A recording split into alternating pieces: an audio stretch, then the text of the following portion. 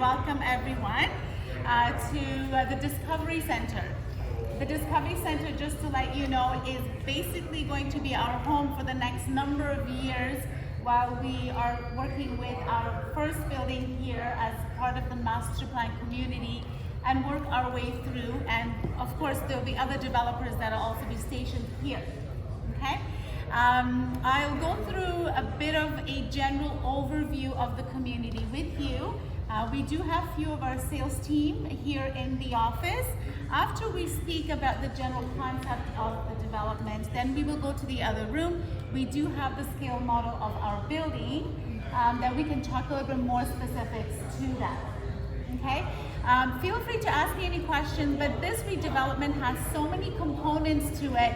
We don't want to be talking for an hour because then you'll be standing for that 1 hour. We'll talk and try to condense the information. But if you have any questions, I highly suggest please go to mylakeviewvillage.com, where the LCPL team has so much great information for you, for your clients, if you wanted to understand more specific components of this redevelopment. Okay, so mylakeviewvillage.com for the whole community to understand it on more specifics. Okay, so just before we talk about where we are in regards to what we're doing here as part of the redevelopment, we wanted to, I know you guys are mainly from the East End, so let's talk a little bit about the location. We know Lakeshore just to our behind us there, okay? We are in between Mississauga, Etobicoke. So Mississauga South, borderline Etobicoke. To get to Etobicoke, it's less than 2 kilometers right along Lakeshore. Accessibility-wise, there's 2 bus stops. So you have bus 5 and bus 32 that runs to Long Branch. Within 5 minutes, you're on the go. From the go, you can have access to the downtown Toronto probably within 15, I'd say about 20 minutes timeline. So that would be transit-wise, that's existing transit. We are close to the QEW within about 5 minutes drive to reach to QEW. So very well positioned in terms of Mississauga. It's a little bit of a different story in Mississauga North, where Square One is. That's a little bit different of a pocket, okay? So with regards to this entire redevelopment, you are looking at about 177 acres of redevelopment. It is by LCPL partners who's working in collaboration with the city and the community to create and design this entire redevelopment and the concept that you see. I'd like to go right from where we are. So this essentially is where we are standing right now. This is the Discovery and everything to our east, and then from the east we'll kind of walk you through to the west and where we're at, okay? This is Hydro Road that will lead you south. Okay, so that'll be Hydro Road. How they have positioned themselves is everything towards the east side, so where I'm pointing at right now, this will be an array of commercial space. The district, so the entire community in line with sustainability, for those of you who participated at the well will know this very well, on-wave. So on-wave system is going to be utilized here as part of the whole green concept and sustainability. The district energy office is right here. From there, the rest of these buildings will be focused on more of an education and innovation hub. Okay? Just to the north of our office, it is anticipated to have residential component. You can see low rise. And there is going to be a school from senior kindergarten up to about grade 8. This is also part of the proposal. What you see behind you, and I'm pointing it out, this is going to be a hotel, and then that would be public parking and to the hotel. Now, what I'm pointing at right now at the end of Hydro Road is going to be focused on what we refer to as the Lakeview Square. The Lakeview Square essentially means that Lakeview is all about community living, and they want to have a communal space. So that'll be your communal space right at the end of Hydro Road. So essentially, you're not going to be probably seeing retail at the bottom of every building, but 80% of the retail component will be focused in this one place. Okay, now with regards to moving over towards the west side, so what I'm pointing at here, all of these are new developments that will be launching in the future. They have not been spoken for us yet. What you see with the tags right above the roof, so there's 5 lots or blocks that have been spoken for. We are in block 6. So block 6 has been spoken for. Of course, we're developing here.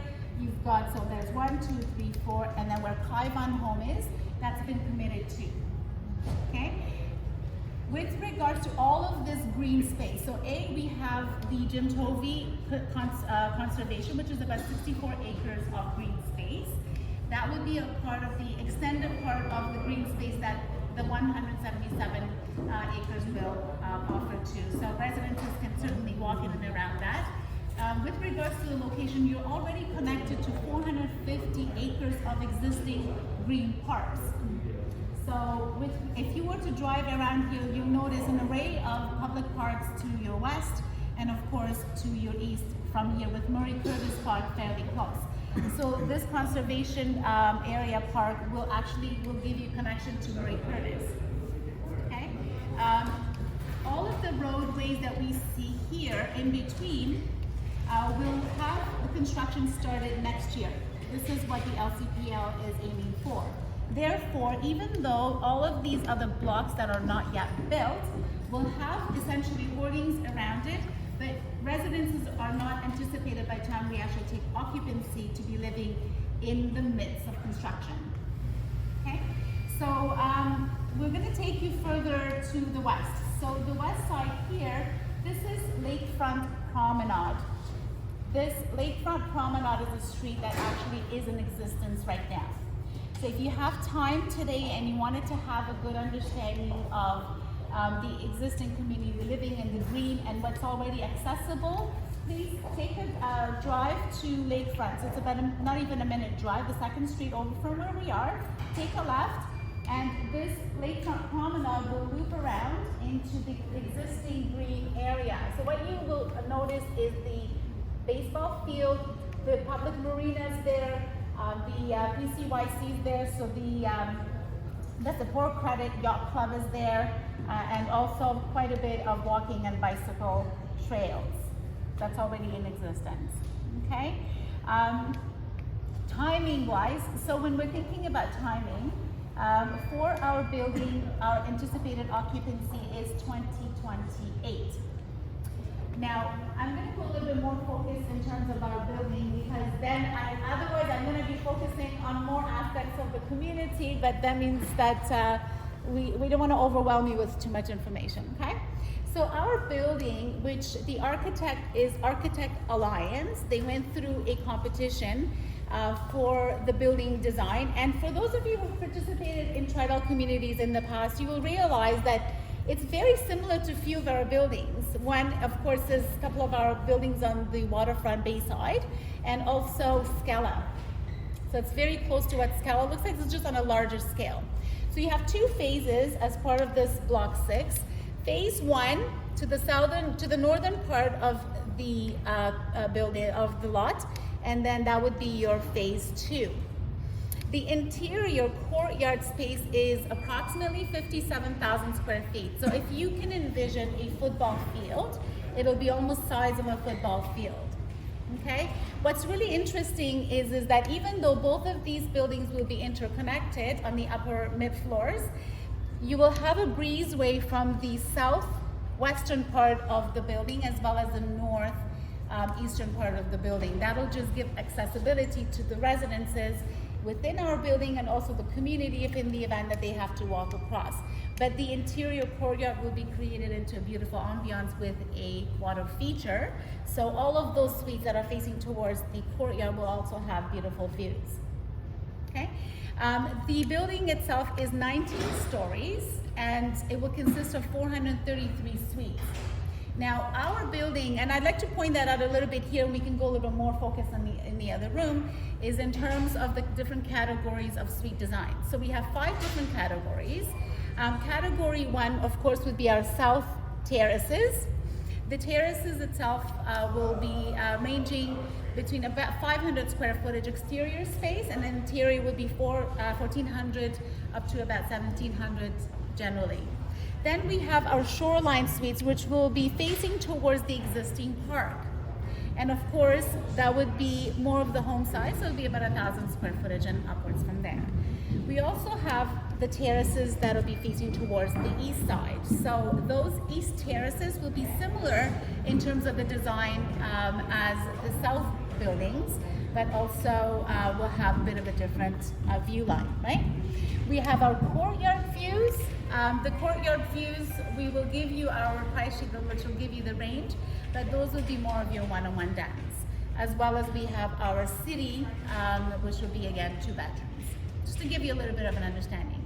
Both buildings combined would offer you 863 suites. Okay, and occupancy once again 2028.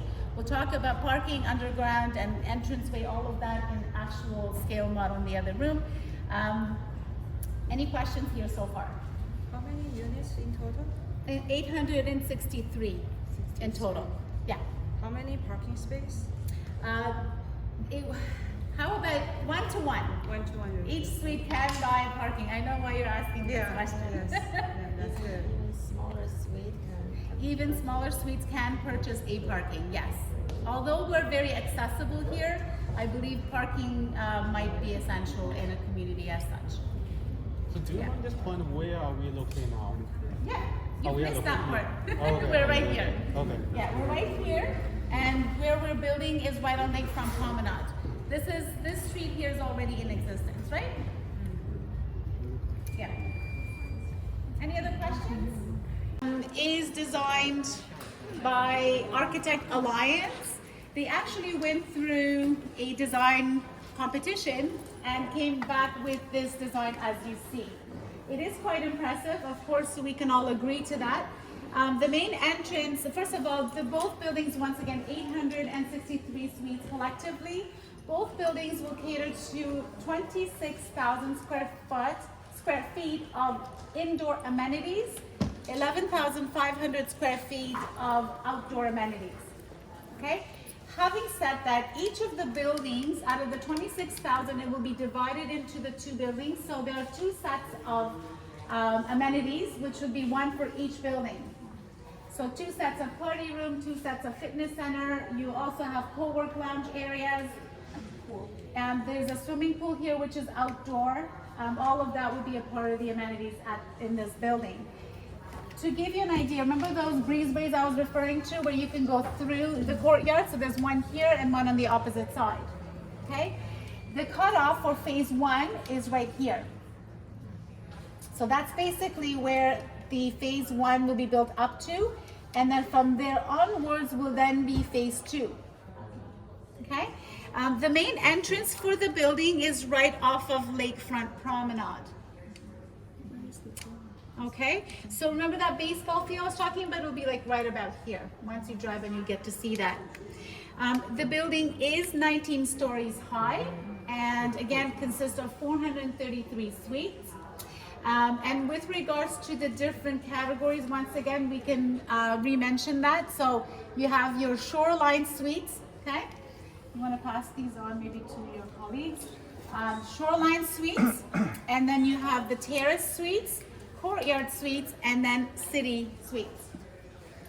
With regards to the pricing, your terraces will huffle in and around 2.2 up to 4 million plus. Now each terrace would be at 500 square feet. In between each of the terraces, you can see there is a planter that would be dividing the 2 terraces, and there'll be a privacy screen right in the middle. Okay, so that would be each of the terraces. The second category, shoreline, will be about 1,060 square footage plus, price point wise 1.5, 1.6, up to about 2 million. Okay, courtyard views or courtyard suites, as you can see on your price grid, would be huffling upwards of 700s. That would be 1 bedroom plus den and 2 full baths. And then your city views would be 1,000 square footage plus, Again, price points in and around the 1.1, generally 1.2, 1.3. Okay, so that's what we're looking at. You realize from our square footage and our price list, we're not creating micro units here. This is where you want to live, generally, right? So it's very end user geared, which is very good, because if you are expecting and anticipating your clients to buy an investment, it gives them a good opportunity to understand that this is not, you have a really nice mix type of residences that'll be living in this building. Okay, 9-foot ceiling height throughout. Your top 4 floors will be a 10-foot ceiling height.